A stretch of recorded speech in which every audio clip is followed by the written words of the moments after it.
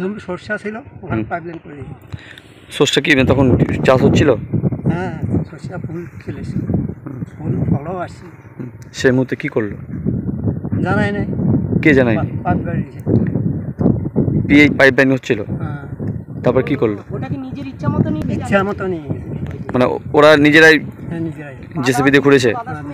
আপনারা বারণ করেছিলেন? বারণ করছিলাম, বারণ শুনে নাই। কি বলেছিলেন?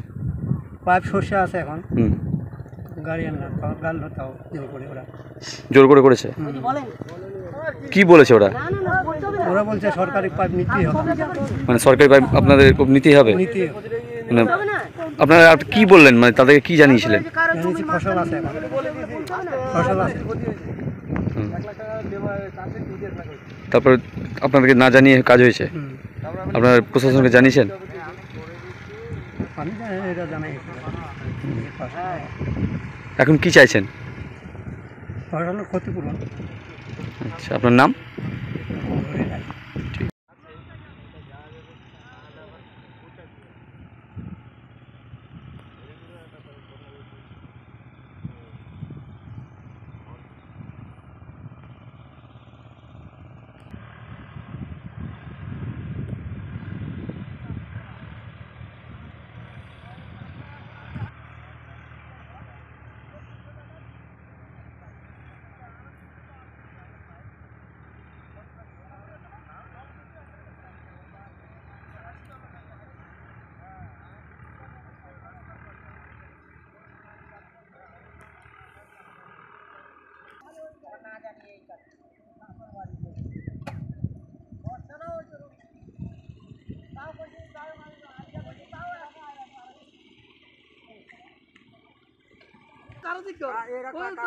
ছোট দাদু রয়েছে, ওই যে বড় দাদু রয়েছে।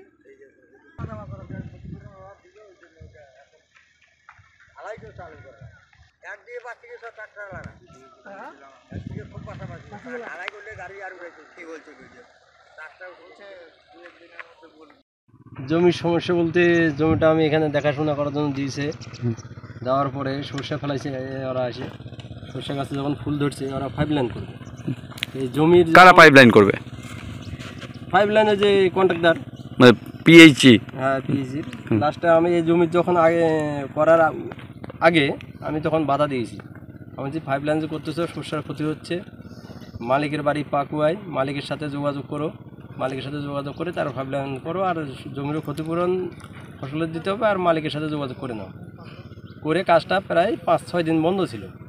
বন্ধ করে আমাদের বাড়ি তো অনেক দূরে, আমার বাড়ি প্রায় এখান থেকে 2 কিলোমিটার দূরে। আমি ওদিকে কাজ নিয়ে ব্যস্ত।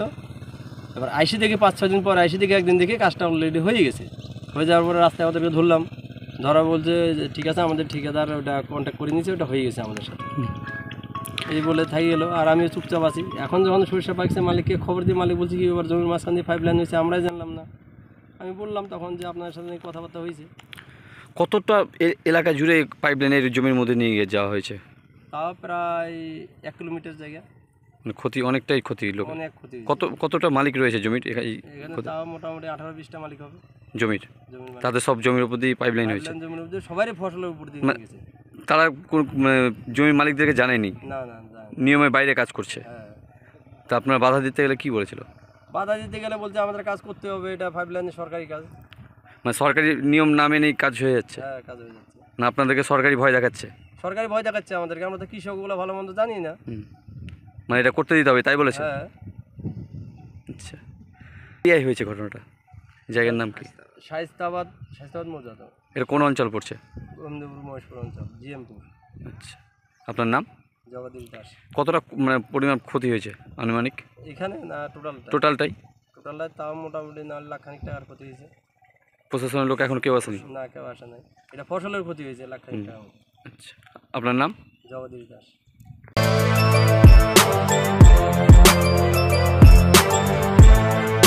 এখন অনেক বড় শ্রী লেদার্স হাওড়া ময়দান। আপনি কি জটিল কিছু সমস্যায় ভুগছেন? সমাধান পেতে চান? যোগাযোগ করুন প্রখ্যাত জ্যোতিষ ও তান্ত্রিক মনসারাম ভট্টাচার্যের কন্যা মনসা কন্যার সাথে। প্রখ্যাত জ্যোতিষ ও তান্ত্রিক মনসা কন্যা হাওড়া জানবাড়ি ও হাতিবাগানের নিজস্ব মন্দিরেও বসেন। যোগাযোগ 9830106967 আর 9239655323।